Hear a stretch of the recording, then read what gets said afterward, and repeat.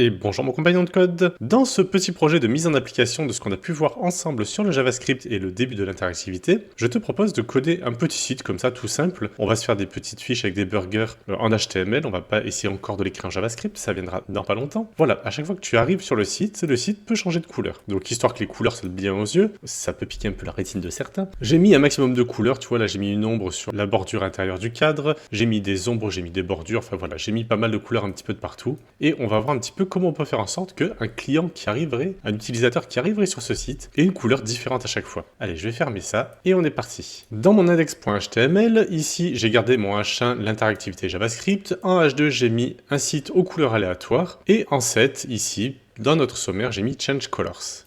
Avant d'aller voir le CSS, on va se créer sauvagement une section et l'ensemble de nos burgers. Alors on va se créer un burger, puis on fera un copier-coller, puis on modifiera les burgers au fur et à mesure. On va se faire une div.burger. Ainsi on obtient une div avec la classe burger. Nous allons prendre une image.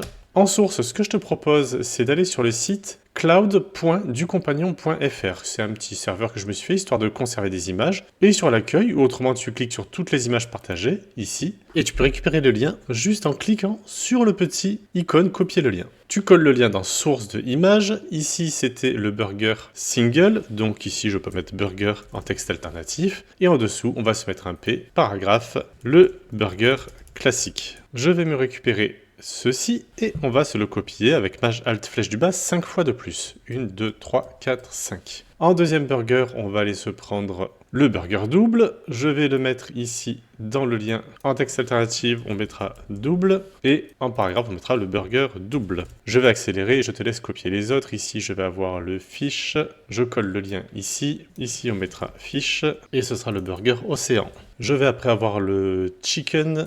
Je vais coller ici. Chicken, le burger chicken. Je vais copier le chicken breaded, on dira que c'est le crispy. Je le colle ici, burger crispy. Ici en texte alternatif, crispy. Et enfin, on pourrait se prendre les nuggets. Je colle le lien, texte alternatif, nuggets. Et on mettra ici dans le paragraphe les nuggets. Maj Alt F, je range. Si je vais voir mon site, il est tout pas beau, il ressemble à rien. On va pouvoir aller faire un peu de CSS pour styliser tout ça. Dans mon CSS de base, j'ai fait un mini reset avec margin et padding à 0, font family Arial, box sizing border box. J'ai fait quelques variables avec main BG color, main BG card, main text color, main width, main shadow et main border. Pour ce qui est du body, un background color avec la variable main BG color, la couleur var main text color, un padding à 10 pixels, min 8 sans VH et un box shadow inset, ça veut dire qu'on va avoir un shadow, une ombre à l'intérieur et non pas à l'extérieur de l'élément, dans ce cas-là du body, avec 0 et 0, pas de décalage, 20 pixels et 5 pixels, avec main shadow pour la couleur. H1 et H2, comme sur les précédents projets, text align center et margin 10 0. Et pour la section, max width 90 VW, margin 20 px auto et un display flex avec un flex wrap, un justify content center, align item center et un gap 20. On y arrive. Allez, on va se faire la carte du burger. Donc, nos burgers.burger. Nous allons avoir une width de 230, une height de 300, un background color de var main BG card, un padding de 5, un border radius de 10, un box shadow de 0, 0, 10 pixels. Et en couleur, on récupérera var main shadow. Je vais le copier là. En border 2px solide. Et on se récupérera var main border.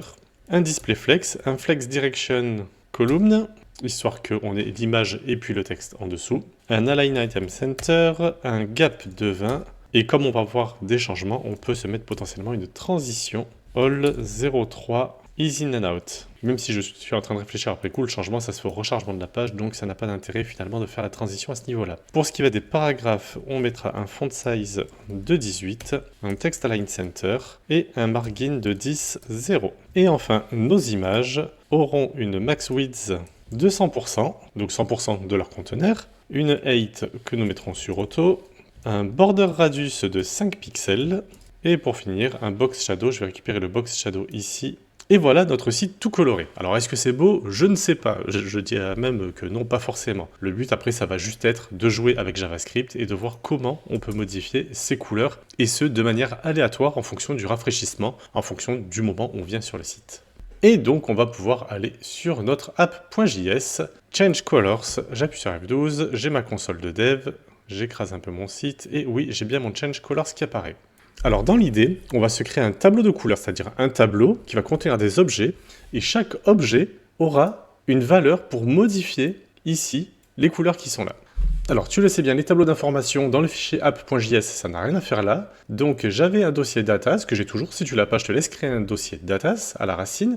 Et dedans, on va pouvoir se créer un fichier qu'on appellera par exemple colors.js. Dans l'index.html, je vérifie que mon script app.js est bien de type module pour pouvoir faire des imports et des exports d'informations. Ne va pas écrire toutes les couleurs, tu peux juste aller copier-coller le tableau que je vais mettre en description de cette vidéo et tu peux potentiellement changer les couleurs bien évidemment. Donc ici j'ai pris les couleurs de base sur le premier objet et puis après j'ai mis des couleurs qui semblaient aller plus ou moins ensemble. Je ne suis pas un grand décorateur, le front-end ça a ses limites pour ma part, le choix des couleurs ça a ses limites également, mais voilà, le but ici n'est pas du tout de faire un beau site mais de faire un site qui va être dynamique en fonction du rafraîchissement. Une fois que tu as copié, une fois que tu as arrangé ces couleurs, on va retourner dans notre app.js et on va se faire un console log de colors. Effectivement, ça ne fonctionnera pas puisqu'il va falloir que nous importions colors. Donc je me mets ici, juste après colors, contrôle barre d'espace, et je pense bien à mettre mon .js ici. Et au joie, je récupère bien toutes mes couleurs. Donc le but va être de se dire, au moment où tu vas venir sur le site, tu vas prendre au hasard une de ces 5 valeurs, un de ces 5 objets, et tu vas appliquer les valeurs de cet objet aux variables CSS existantes. Donc la première idée de se dire, je veux un nombre aléatoire entre 0 et 5. Alors ça peut se faire, mais pas aussi facilement que ça en JavaScript. On peut avoir un nombre aléatoire, mat.random. Mat.random va me donner un nombre entre 0 et 1 exclu. Donc c'est presque ça, mais pas tout à fait. Si je suis entre 0 et 1, je vais vouloir le multiplier par 5. Au moins j'aurai un nombre entre 0 et 5 et non plus entre 0 et 1. Et effectivement, ici j'ai bien 3,96. Je rafraîchis, j'ai 4,61, j'ai 2,34, fantastique. Ce que je vais faire, c'est que je vais arrondir à l'entier inférieur. Donc je peux faire un console log mat.floor et je vais me récupérer mon mat random x 5. Je le mets en paramètre de mat.floor et là, je récupère 4, 1, 1, 2, 3, 2, 3, 0. Donc c'est bien, j'ai bien de 0 à 4. Tout va bien. Je peux donc créer une variable qui va récupérer cette valeur, random number. Alors je peux mettre un const et à chaque affichage, on revient à 0 sur notre app.js. S'il y avait un changement de valeur sans rafraîchir la page, je n'aurais pas mis const, j'aurais mis let. Je vais me récupérer mat.floor, mat.random et je ne vais pas faire x5, je vais récupérer colors.length, que si à tout hasard on change la taille de notre tableau, qu'on puisse quand même avoir toutes les couleurs disponibles. On va se vérifier ça avec un console log de notre random number. Je vais commenter tous les autres console logs. Et là, j'ai bien un 4, 2, 4, 2, 4, 2. J'aimerais bien voir 0. Ok, j'ai bien eu mon 0. Pour travailler avec les variables CSS, on a besoin de notre document.documentElement. Comme j'ai pas envie de le réécrire à chaque fois, on va mettre ça dans une variable root. Document.documentElement. Et ce qu'on va pouvoir se faire là maintenant, c'est root.style.setProperty. Donc je vais pouvoir changer la valeur d'une variable CSS dans mon document.documentElement.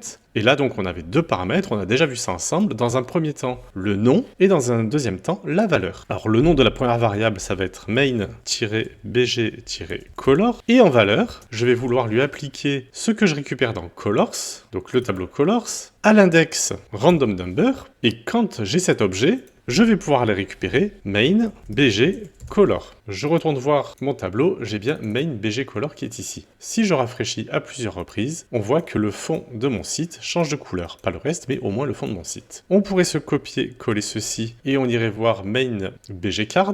Et à ce moment-là, ici, on mettrait bg card.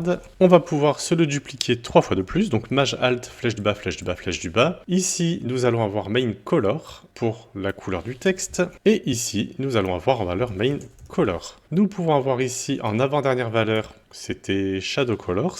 Je vais vérifier dans CSS, c'était non, Shadow tout court. Et on lui donnait une valeur qui s'appelait Main Shadow. Je vois au-dessus que mon Main Color est souligné, c'est que ce n'était pas le bon nom, c'est Main Text Color. Et maintenant, pour la dernière valeur, c'était Main Border, et donc ici, ce sera Main Border également. Je vais vérifier dans mon CSS. Ok, c'était bien Main Border. Donc maintenant, à chaque fois que je rafraîchis, j'ai bien mon site qui change de couleur quand on change de numéro. Ici, on a bien notre console log avec le random number. Alors, avoir de l'exécution comme ça dans le vide, moi, ça me plaît pas trop. Ce que je préférerais faire quand même, ça serait de me dire, tiens, je vais me créer une fonction, apply theme, on va appliquer un thème, et on va aller récupérer un index. Tout ça, je me le mets entre accolades, Alt F, je range un peu, et ce qu'on peut se faire, c'est qu'un const time va être égal à colors, et entre crochets, on mettra un index. Donc l'index, ce sera le numéro qui aura été déterminé par random number, on est d'accord. Et du coup, ici, à la place de colors random number, on peut écrire tout simplement time. Donc je fais un CTRL H, partout où il y a écrit colors